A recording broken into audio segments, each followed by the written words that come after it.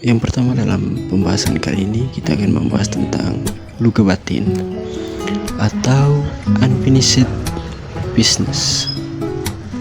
Apa itu luka batin dan bagaimana cara untuk mengidentifikasi luka batin?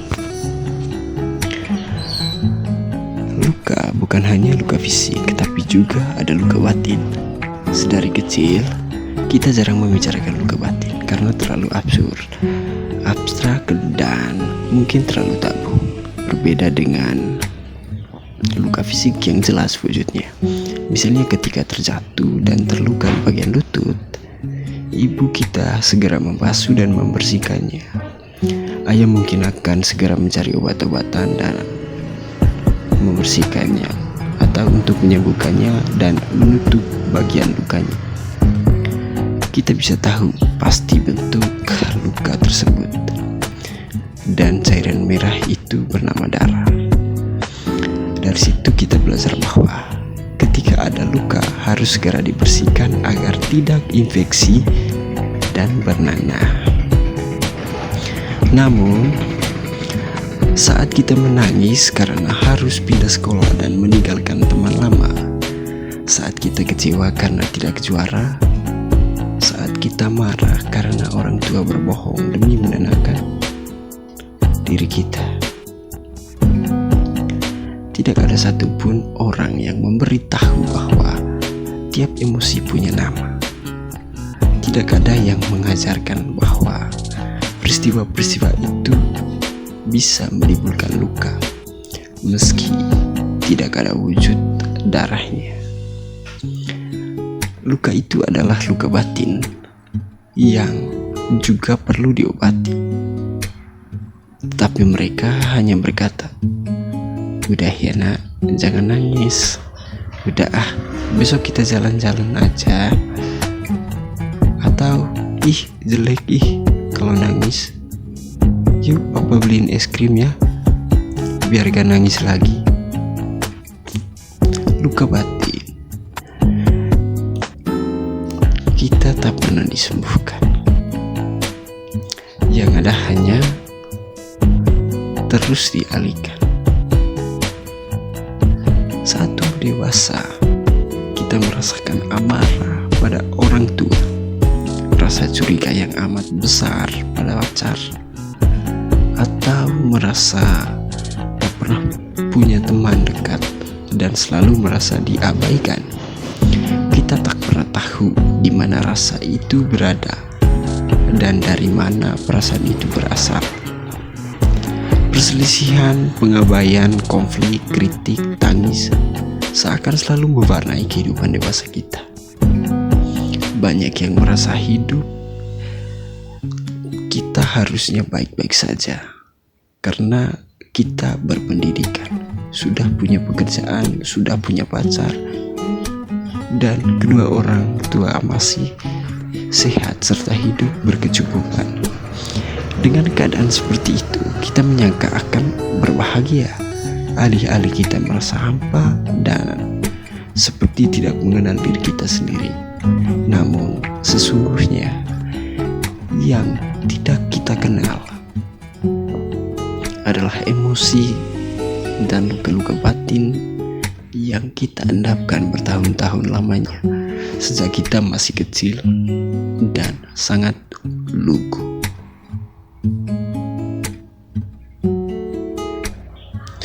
Kemudian lanjut kepada pembahasan yang kedua, yaitu apa itu luka batin dalam keilmuan psikologi. Istilah luka batin sebenarnya adalah istilah populer yang memayungi banyak hal.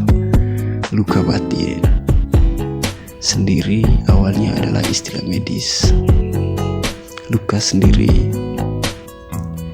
awalnya adalah istilah medis untuk menyembuhkan luka pada fisik. Akan tetapi secara populer di dunia kesehatan mental, istilah luka batin digunakan agar mudah dipahami oleh masyarakat. Dalam dunia psikologi, ada beberapa istilah yang dekat dengan luka batin. Yang pertama, trauma, primal wound, unfinished business, lainnya. Setiap istilah memiliki sudut pandang yang berbeda. Dalam memandang luka batin, kita perlu memahami beberapa sudut pandang tersebut agar lebih bisa mengenali luka batin dalam diri kita. Yang pertama, kita akan membahas tentang trauma. Secara klinis, trauma adalah reaksi emosional yang sangat kuat akibat terpaparnya seseorang dengan pengalaman terkait kematian, cedera serius, atau kekerasan seksual.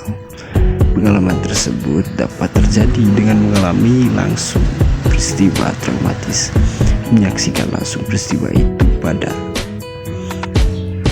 orang lain, mengetahui bahwa orang terdekat kita atau keluarga sahabat mengalami peristiwa itu, atau mengetahui terlalu banyak peristiwa detail mengenai sebuah peristiwa traumatis. Misal seseorang polisi atau detektif yang berkali-kali melihat detail korban penyiksaan dan pembunuhan.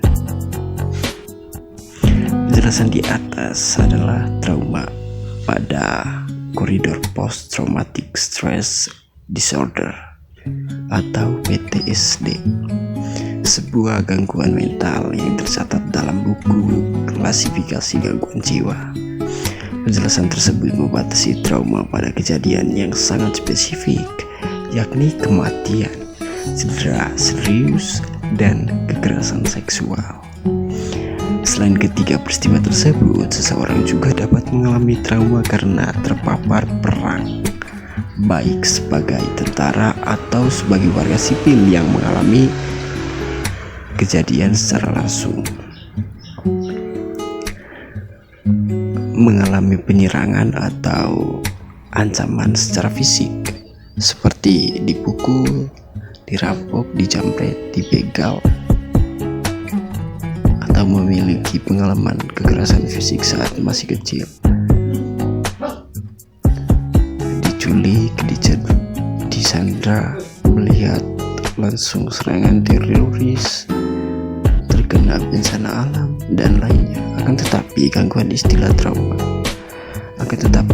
istilah trauma pada praktik psikologi sehari-hari sedikit demi sedikit meluas. Seseorang kadang menyebut bahwa ia memiliki trauma karena menjadi korban perundungan atau bullying sewaktu kecil.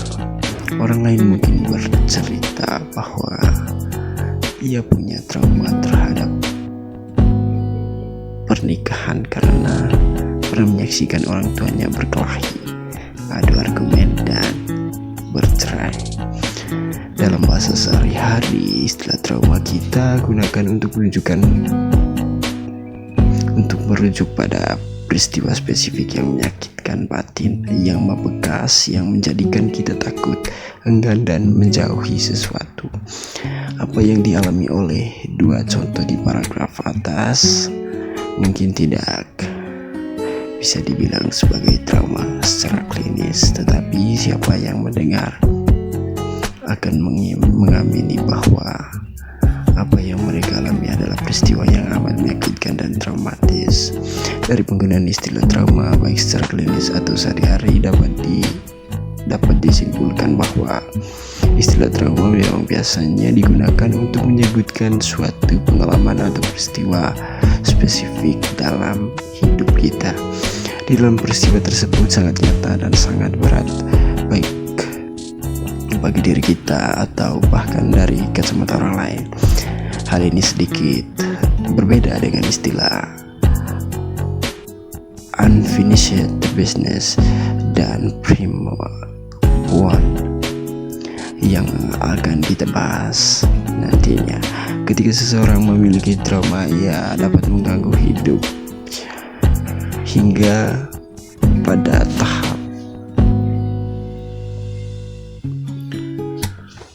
tahap klinis, seperti pada orang-orang yang mengalami post traumatic stress disorder. Hidupnya akan selalu dibayang-bayangi peristiwa traumatiknya pada masa lalu. Bayangan-bayangan itu kadang muncul tiba-tiba, kadang masuk melalui mimpi yang membuat mereka sulit tidur nyenyak.